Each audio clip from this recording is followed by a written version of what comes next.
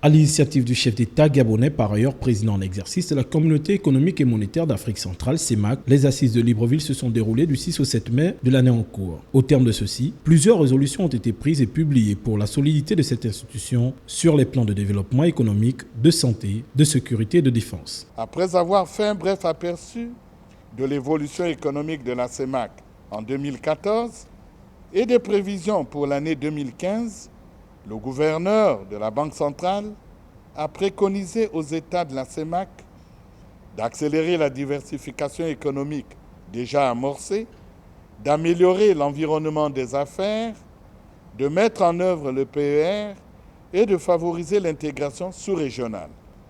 Sur la préoccupante question de l'épidémie de la maladie à virus Ebola, les chefs d'État, de gouvernement et de délégation ont été informés des dispositions communautaires prises pour lutter contre cette épidémie. En matière de transport aérien, au regard des difficultés de démarrage de la compagnie communautaire Air CEMAC, les chefs d'État, de gouvernement et de délégation ont décidé de renoncer à ce projet. Au terme des travaux, le président gabonais a été choisi comme parrain des négociations et de leadership dans le dialogue politique en vue de la conclusion d'un accord de partenariat économique régional complet et équilibré. La présidence de la CEMAC, quant à elle, a été confiée au président équato-guinéen Théodore Obiangema Bassoko.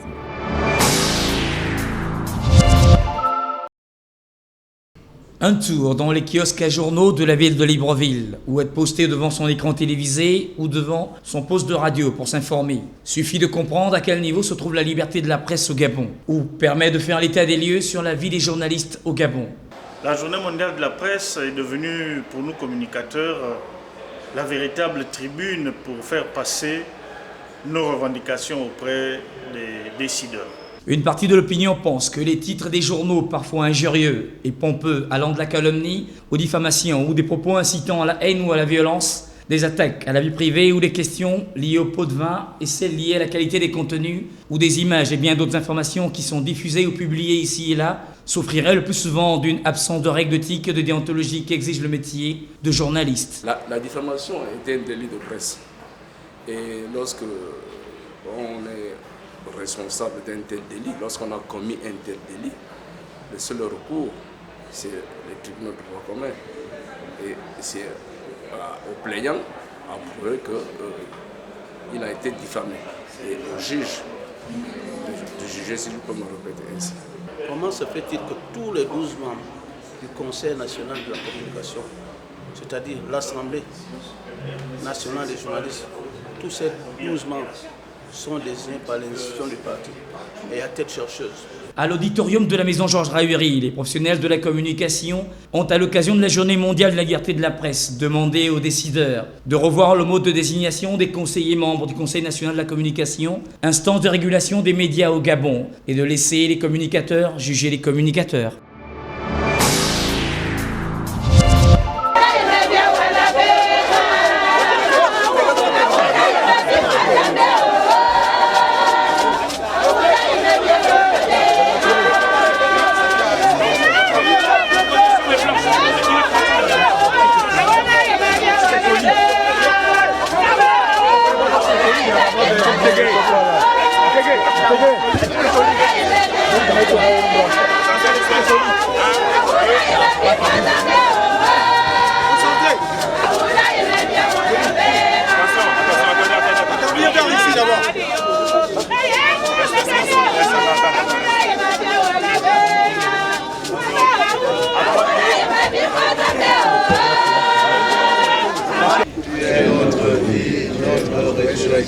Ô Christ, Fils de l'homme, en mourant sur la croix, tu as associé ta mère à ta passion. En ressuscitant, tu l'as comblée de joie. Soutiens les affligés, affermis-les dans l'espérance, nous te prions. Tu es notre vie et notre résurrection. Par Jésus le Christ, notre Seigneur. Amen. Si un jour sur ta route, tu rencontres le mal, ne sois pas dans le doute, Dieu aime.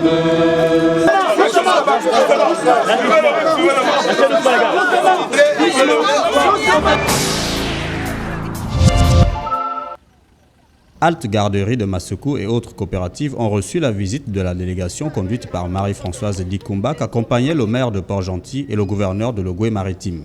Nous sommes convaincus que nous passons désormais à la phase pratique, parce que notre pays ne souffre pas de carence des dispositions en matière de social ou de développement durable du Gabon. Par contre, l'État devra compter sur des acteurs actifs pour mettre en œuvre cette politique sociale. L'État gabonais nous demande de nous mettre ensemble afin de bénéficier de l'apport financier, afin de rendre la femme gabonaise autonome. Et ce que j'ai retenu, et j'y crois, c'est que maintenant, les actions vont être faites. Le ministre délégué à la prévoyance sociale a remis un lot de matériel informatique au service provincial de la famille et au centre social. Cet outil informatique pour nécessiter des services. Service provincial de la famille. Avec plaisir que je vous remets ce beau matériel neuf. Faites-en bon usage. Voilà.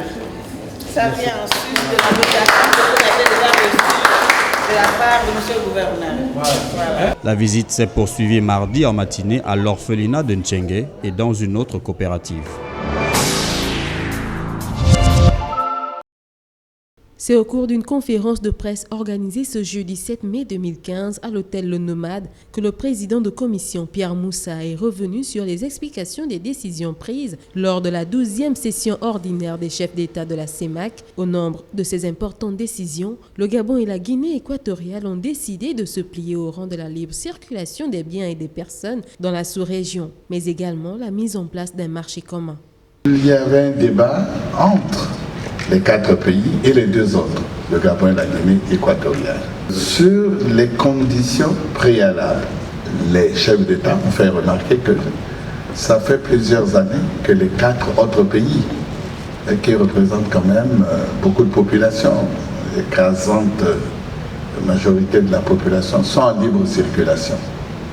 Toutefois, parler de libre circulation revient à évoquer le problème de sécurisation des frontières. Le Gabon et la Guinée équatoriale ont donc relevé la nécessité de mettre en place des mesures préalables de sécurité. Mais au-delà de la question de la libre circulation, le président est revenu sur le positionnement de la Centrafrique, siège officiel de la CEMAC. La carte rose et l'école inter-État des douanes devraient plutôt renforcer ce processus, donner un signal positif. C'est ce qui a donc donné, c'est ce qui a produit la décision de retour à Bangui. Pour finaliser son interview, le président a déclaré qu'il était nécessaire de parler désormais d'une communauté économique des peuples et non d'une communauté des États afin de marquer l'unification des pays de la sous-région.